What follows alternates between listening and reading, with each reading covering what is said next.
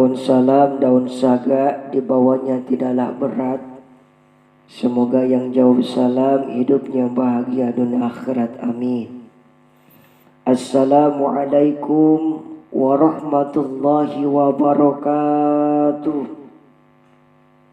Daun salam tapi hangat, yang jawab salam suaranya mantap banget, alhamdulillah. Jalan-jalan ke Cisaat tidak lupa naik Grab. Semoga video ini bermanfaat. Jangan lupa like, komen, dan subscribe. Bismillah, alhamdulillah, wassalatu wassalamu ala asrafil anbiya'i wal mursalin wa ala alihi wa sahbihi ajmain, amma ba'du.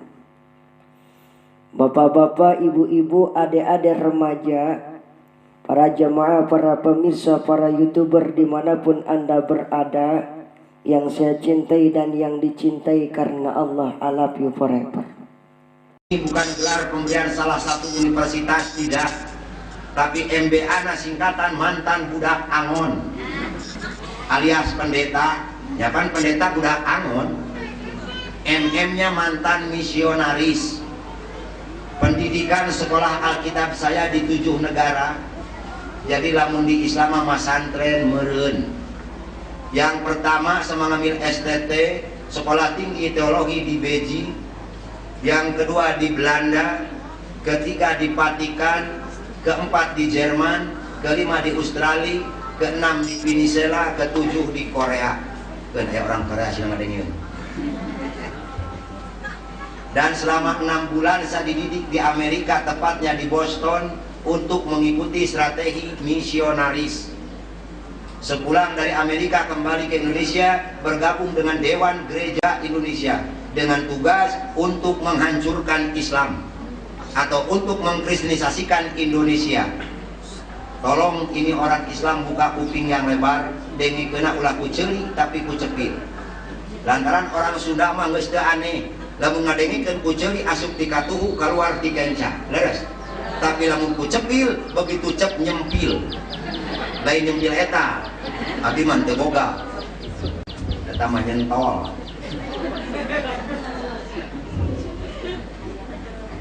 Islam yang harus hancur oleh Yahudi dan Nasrani, yang pertama adalah Pulau Jawa. Jawa Barat, Jawa Tengah, Jawa Timur. Kenapa ketiga pulau ini sasaran pertama harus hancur oleh Yahudi dan Nasrani? Karena ketiga pulau ini adalah basis pasantren. Yang kedua Kalimantan, yang ketiga Pulau Sumatera. Yang paling harus hancur oleh Nasrani adalah Jawa Barat, suku Sunda.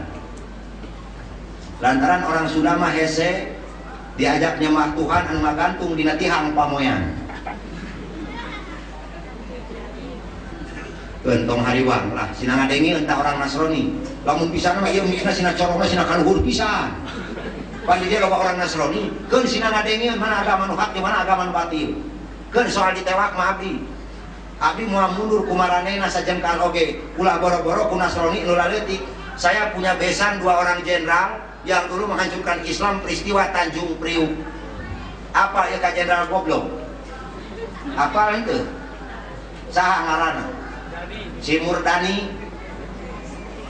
Ayeuna geus kempleng jeung pengkor tereh modal. Yuk urang ngadoa ke Allah. Ya Allah, mudah-mudahan si Murdani ulah wakasina modal. Gang gayung heula ku Allah. Berapa ratus umat Islam yang dibantai di Tanjung Priuk.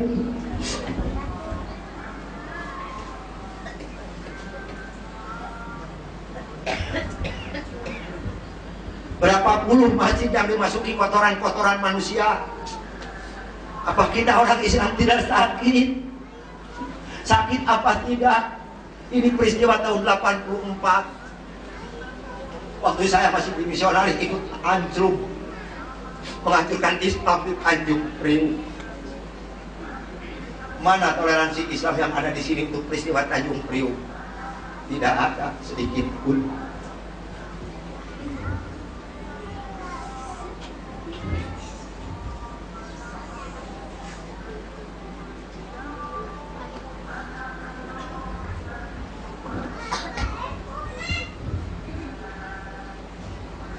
Dan saya yakin Kepada ibu dan bapak yang hadir pada pagi hari ini, lahir dari rahim Islam, betul. Pakai adan dan ikamah, kalau mampu pakai akekah, tapi Islam najat abdi aneh bin ajaib. Kenapa saya katakan aneh bin ajaib? Nah, lamun urang sholat, begitu ngangkat kedua lengan urang bari ngucapkeun takbir, Allahu Akbar, lengan nempel di dia, otak mulai kacau. Ingat bubur kacang, ingat pagawean, ingat urusan dunia, karekam dina komputer Allah. Cik kira-kira sholat urang diterima moal. Nah tuh urang begitu koplok. Napikeun ka bengkung sholat moal diterima. Mangga kupas Al-Quran. Bagaimana kata Allah? Fawailul lil musallin alladzina hum an sholatihim sahun. Maka celakalah bagi orang-orang yang sholat, yaitu yang lalai dalam sholatnya, termasuk pikiran orang inget ka mana wae moal diterima nepi ka kiamat ge lebar ka capek-capek mending keneh modal ti beurang ayeuna. Kenapa ini bisa terjadi? Sedangkan kita diciptakan oleh Allah dengan berjuta-juta sel yang ada di otak kita, tapi bisa terbunuh oleh Yahudi dan Nasrani. Dulu tugas saya untuk menghancurkan orang Islam, yang pertama dengan makanan yang dimakan oleh ibu dan bapak harus mengandung minyak babi. 90% produksi orang kafir diterui ke orang Islam. Betul apa tidak? Sok ngacung, sok mie produksi orang kafir. Ngacung? 2 nu jujur, 3 nu jujur, 4 nu jujur, DKM teh jujur jeung RT. Goblok di dieu. Ngaku DKM teh dek ngacung.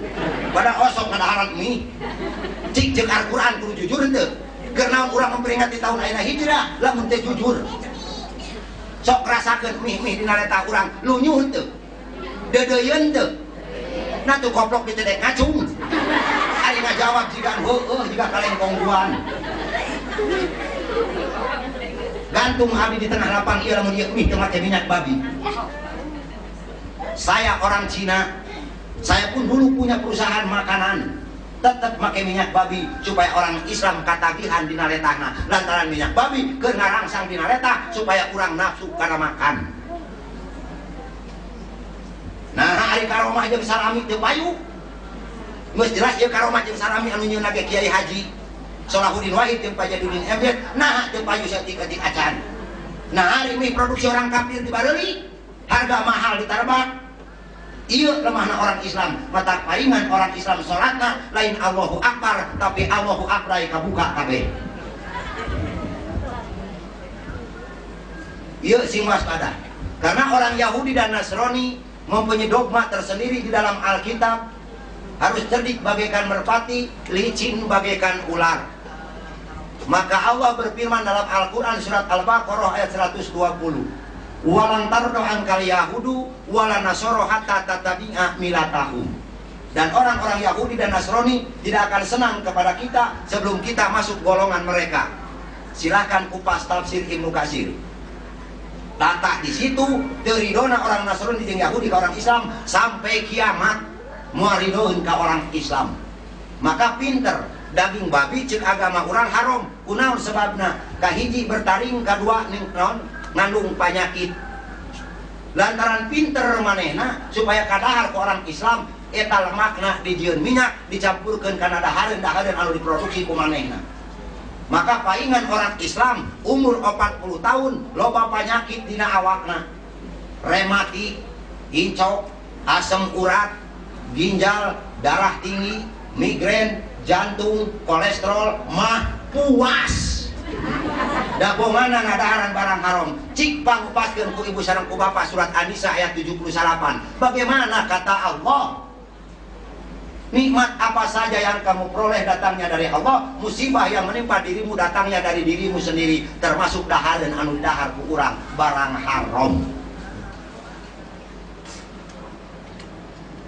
Kade kahiji dahareun anu kudu diwaspadai ku orang Islam, nu kudu hati-hati di dahar ku orang Islam, es krim. Sok ngacung sok dahar es krim di dieu.